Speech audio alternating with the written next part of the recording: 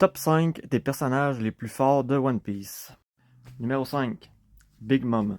Même si elle a perdu contre Kid pis Law, il a fallu deux personnes, il a fallu d'autres aussi qui l'ont amoché, mais en 1 versus 1, elle est encore dans les 5 personnages les plus forts du manga, si elle est encore en vie. Numéro 4, Kaido. Mais Kaido, Big Mom, je les mets au même niveau. Ils ont fendu le ciel, ces deux empereurs. Je vois pas l'un ou l'autre prendre le dessus. Puis je le mets quatrième pour la même raison. L'expérience en 1 versus 1 contre Luffy, même Gear 5, Kaido gagne. Numéro 3, Dragon.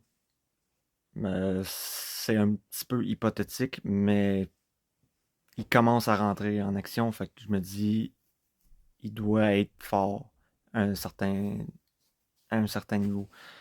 Puis du niveau des empereurs minimum. Numéro 2, ça va faire débat. Shanks le roux. Il a rien à prouver. Il est dans le top 2 de One Piece. Je le mets numéro 2 parce que le numéro 1, c'est son grand rival. C'est celui qui le fait se déplacer en claquette, qui fait utiliser son haki en Wi-Fi. Parce que le numéro 1, c'est Barbe Noire.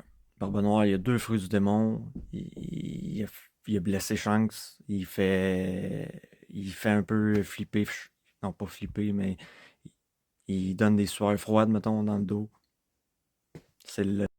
Puis je suis sûr que le pirate que Shanks est allé voir pour les doyens, c'était pour parler de Barbe Noire. Spécial numéro 6, Luffy. Euh, Avec un peu plus d'expérience, il serait sûrement numéro 3, plus fort que Kaido puis Big Mom, mais là, il a pas assez d'expérience, je trouve.